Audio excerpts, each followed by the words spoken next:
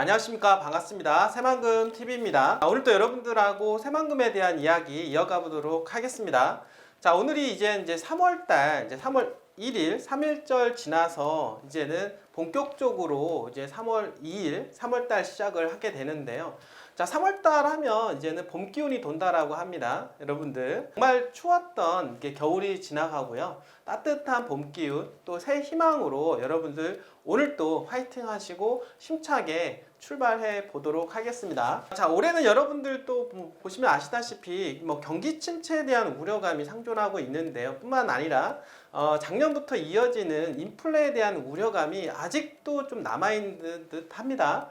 금리 정점에 달아오른 게 아니냐라고 하는 부분들도 있긴 하지만 아직까지도 인플레가 잡히지 않았다라고 하는 그런 우려감 속에서 많은 분들이 좀 약간 불안 심리가 좀 가중이 되고 있다라고 볼 수가 있겠는데요. 자, 그렇다 보니까 부동산에 적극적으로 투자하시려고 하시는 분들보다는 조금 관망하려고 하시는 분들이 조금 더 많이 있어 보인다라고 생각을 하게 됩니다. 저희 쪽에서도 이제 가끔 저희 유튜브 채널을 통해서 이제 전화 오시는 분들이 있는데요.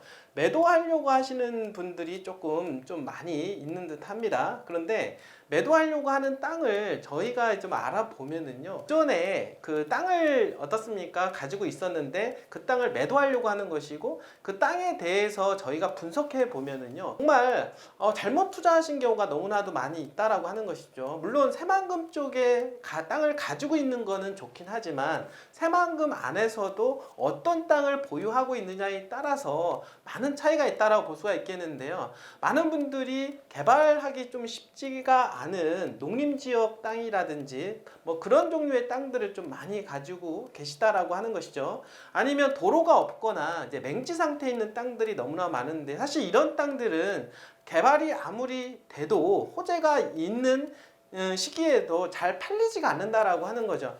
자, 우리가 땅을 투자하는 이유가 뭐냐면 당연히 어떤 상품들보다는 수익성이 높기 때문에 그렇다라고 볼 수가 있겠습니다. 어떤 분들은 그렇습니다. 환금성이 안 되니까 땅 투자는 조금 할 만한 게 못 돼 이렇게 생각을 하고 계신 분들도 있는데요. 자, 그러나 개발지 투자 같은 경우는요, 우리가 어떻습니까? 수익성과 안정성 그리고 어떻습니까? 토지의 아킬레스건이라고 하는 황금성까지도 만족을 시킬 수 있다라고 하는 거 여러분들 알고 계십니까? 자, 개발지는 항상 결국에는 수요에 대한 부분인데요. 땅값을 결정하는 가장 최대 요인이 수요라고 볼 수가 있겠습니다. 그 수요는 항상 개발지에는 있을 수밖에 없다라는 것이고 그 수요에 따라서 보면은 많은 사람들이 살려고 하는 땅들을 대부분 분석해 보면은요, 개발이 가능한 토지라고 하는 것입니다.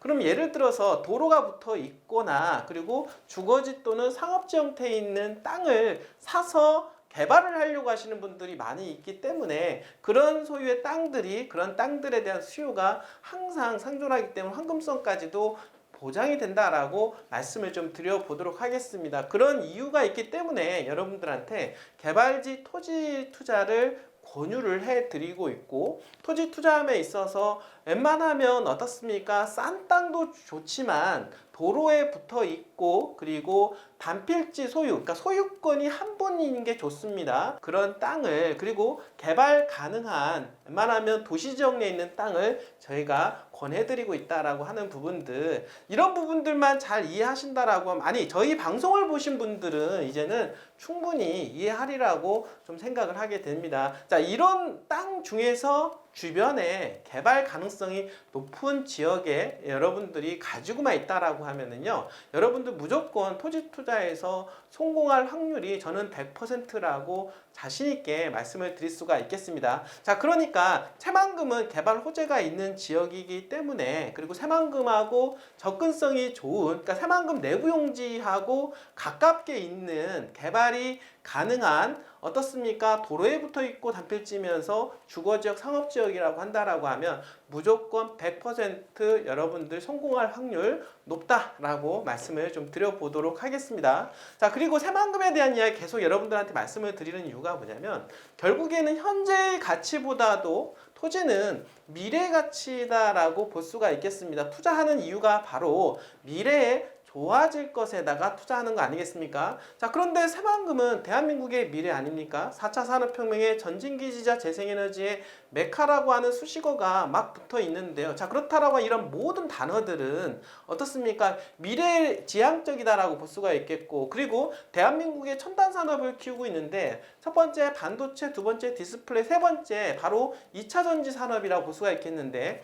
현재 새만금이 2차 산업단지, 2차 전지 산업으로의 지금 현재 메카가 그런 클러스터가 만들어지고 있다라고 하는 거 여러분들 알고 계십니까? 자, 그러면 앞으로는 새만금 하면 바로 2차 전지로 급부상할 수 있는 지역, 바로 군산을 여러분들 눈여겨보셔야 된다라고 하는 거 여러분들 보시면 좋을 것 같습니다. 그리고 어느 지역이 개발에 대한 부분이 더욱더 탄력을 받으려면 기업과 관광 인프라가 동시에 구축이 돼야만이 충분히 토지 가격에 대한 탄력성이 있다라고 볼 수가 있겠는데요. 예를 들어서 여러분들 강원도의 춘천 알고 계십니까? 자, 춘천은 예전부터 여러분들 알겠지만 레고랜드에 대한 얘기가 나왔습니다. 레고랜드에 대한 얘기가 나오면서 물론 말도 많고 탈도 많은 레고랜드였지만 레고랜드 효과로 인해서 주변에 있는 땅값들이 엄청나게 폭등을 했다라는 것이고, 서울과 춘천 간 고속도로가 뚫리면서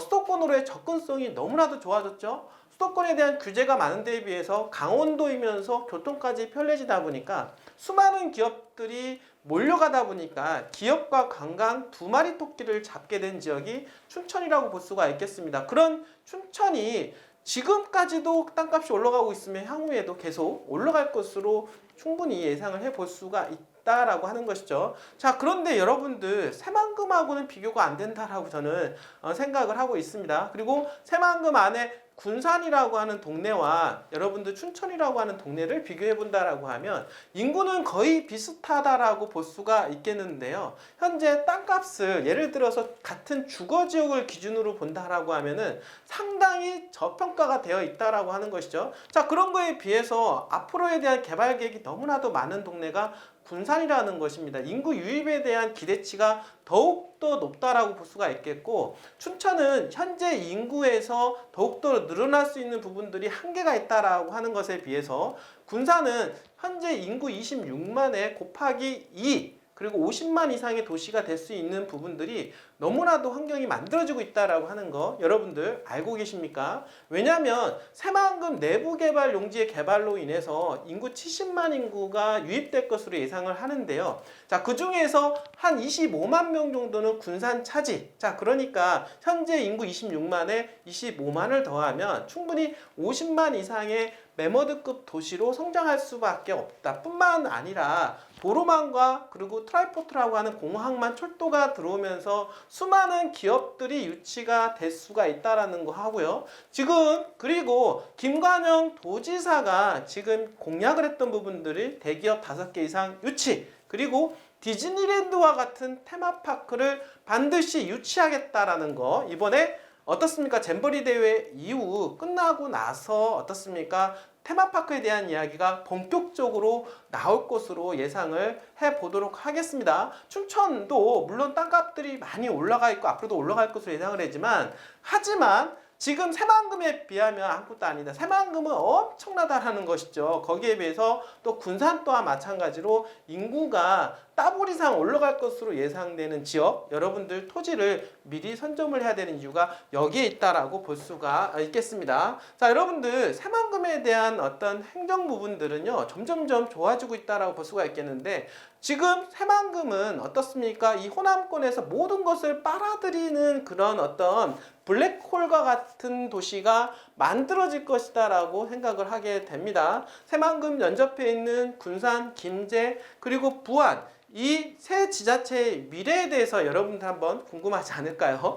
자, 여러분들, 오늘 얘기는 호남 개발 핵심은 바로 새만금이다라고 말씀을 드려볼 수가 있겠고, 다 디즈니랜드급 테마파크 꼭 유치하겠다라고 김관영 도지사가 또다시 한번 매경 인터뷰를 통해서 말씀을 해주신 부분들 이야기를 한번 간단하게 해보도록 하겠습니다. 자, 김관영 도지사는요 최근 전라북도 도청에서 직접 매일경제와 인터뷰를 했는데요. 사실 오늘 첫 번째 1번 기사가 가장 중요하다고 볼 수가 있겠습니다. 각종 기업 지원 정책을 내놔 2차 전지와 그리고 모빌리티 분야에서 성장 기업 2곳 이상을 유치할 것이다 라고 이야기를 하고 있으며, 올해 그리고 8월 달이면 잼버리가 있습니다. 잼버리 대회 이후에 새만금 개발을 본격화하며 디즈니랜드급 테마파크를 유치하는 등 관광 레저 산업도 집중 육성할 계획이다 라고 이야기하고 있습니다. 자, 그러니까 기업과 그리고 관광, 이 두 마리 토끼를 잡겠다라고 하는 것이 김관영 도지사의 계획인데요. 자, 기업이라고 하는 것 중에서 어떻습니까? 가장 대표적인 게 지금 2차 전지에 대한 산업, 2차 전지에는 앞으로 성장성이 무궁무진하다라고 합니다. 10배 아니 100배 이상이다라고 하시는 분들도 계신데, 이유가 뭐냐면 앞으로 내연기관은 없어지게 됩니다. 왜냐하면 환경을 중시하기 때문에 내연기관은 없어지고 휘발유는 없어지고 그 휘발유를 대체할 수 있는 게 바로 전기인데, 그런 전기 중에서 배터리 산업에서 2차 전지, 이게 가장 중요하다고 볼 수가 있기 때문에 결국에는 내연기관 없어지면서 2차 전지 산업은 더욱더 급부상할 수밖에 없는데, 그 2차 산업의 메카가 클러스터가 어디에 만들어지냐면 바로 새만금에 지금 집중적으로 만들어지고 있다라고 하는 거 여러분들 충분히 아시라고 생각을 하고 있고요. 자, 뿐만 아니라 관광 레저 산업이라고 하는 이 부분들, 디즈니랜드급 같은 엄청난 메모드급 테마파크가 지금 새만금에 또 8월 이후에 들어올 것으로, 유치가 될 것으로 저는 충분히 예상을 해보게 되겠는데요. 자, 이렇게 된다라고 하면은요, 새만금은 더욱더 개발에 대한 부분들이 탄력을 받지 않을까요? 여러분들, 저는 생각만 해도 정말로 정말로 좋은데요. 정말로 그런 실현이 될 가능성이 점점점 높아지고 있다라는 거, 여러분들. 자, 김관영 도지사가 사실은 이게 전라북도 도청 도지사가 정말로 중요하다고 볼 수가 있는데, 어디든 간에 리더의 마인드, 리더가 어떻게 끌고 가느냐, 이 리더의 마인드는 어떻습니까? 기업 유치와 그리고 어떻습니까? 이 관광이라고 하는 이러한 부분들을 확실하게 가지고 있는 것 같습니다. 전에 국회의원일 당시일 때도 이 지금 현재 디즈니랜드와 같은 이런 테마파크를 유치하기 위해서 엄청나게 노력을 했는데, 경기도지사가 되면서 더욱더 지금 탄력을 받고 있다라고 볼 수가 있겠습니다. 자, 지난 8회 지방선거에서 최연소 광역지자체 단체장으로 민선 8기 전라북도 도지사에 당선되었죠. 서생의 문제의식과 상인의 현실감과 그리고 정치 인생을 이렇게 관통하는 모토로 지금 가지고 있는데요.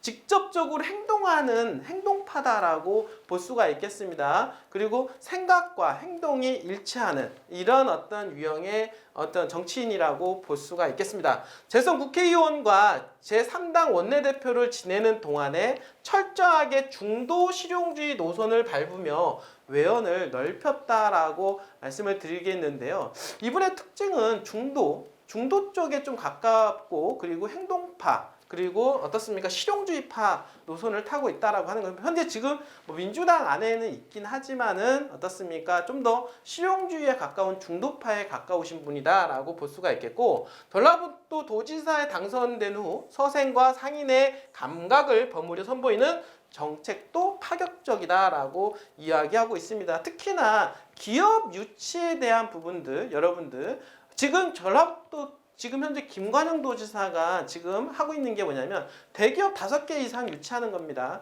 이번 행정 때 무조건 해야 된다. 그리고 그런 것들이 실질적으로 현실화가 될 가능성이 높은 게, 여러분들 알겠지만 2차 전지 관련된 사업 중에서 대기업들이요, 지금 새만금에 엄청나게 눈독을 들이고 있고, 아직 매립하지 않은 5609까지 땅을 차지하기 위해서 지금 경쟁을 벌이고 있다라는 기사 최근에 제가 말씀을 드렸는데요. 바로 이러한 것들을 비추어 볼 때 대기업 이 5개 이상은 충분히 유치할 것이다라고 생각을 하고 있고, 만약에 이런 것들이 현실화가 된다라고 하면 여러분들 군산이 어떻게 될까요? 여러분들, 군산은 예전에 어떤 제조업 분야에서 지금 첨단 산업으로 지금 산업 형태가 바꾸어 나가고 있는 그런 중간 과정이라고 보시면 될 것 같습니다. 자, 기업의 힘이 없으면 도정 발전도 없다라고 하는 이런 부분들. 그래서 기업을 유치하기 위해서 첫 번째, 노조 파업 없는 파업 청정지역 구축을 하겠다. 그리고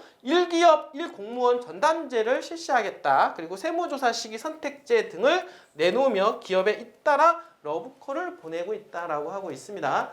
지금 김관웅 도지사의 실용주의 그리고 기업을 유치하기 위한 노력 그리고 뿐만 아니라 8월 이후에 디즈니랜드급 같은 어떻습니까? 테마파크 유치하겠다라고 하는 의지 이러한 것들이 반영이 되어서 새만금은 날로 발전할 수밖에 없는 그런 어떤 곳이 될 수밖에 없다라고 하는 것이죠. 이런 측면에서 본다라고 하면 새만금에 대한 비전과 미래는 엄청 뛰어나다라고 볼 수가 있겠는데요. 자, 그런 차원에서 여러분들이 토지 투자의 관점을 보면 바로 미래에다가 투자를 하는 것이고 미래의 가치가 느껴진다라고 하면 여러분들은 이제는 배팅에 들어가야 되는 시점이다라고 볼 수가 있겠습니다. 물론 경제적인 상황, 금리 여파 여러 가지로 인해서 투자 심리가 위축은 되어 있는 거는 있지만은 대중과 반대로 가야 되는 우리는 진짜 투자해서 정말로 돈을 버시는 분들은요. 대중하고 같이 가지 않는다라는 거. 대중이 움직이지 않을 때 조용하게 먼저 움직여서 투자를 해 놓는다라는 거. 좋은 입지를 선점을 한다라는 거 여러분들이 그 주인공이 되셨으면 합니다. 저희가 도와드리도록 하겠습니다. 새만금TV에 전화 주신다라고 하면 여러분들이 재테크에서 성공할 수 있도록 최선을 다해 보도록 하겠습니다. 자, 끝까지 시청해 주신 여러분들 진심으로 감사드립니다.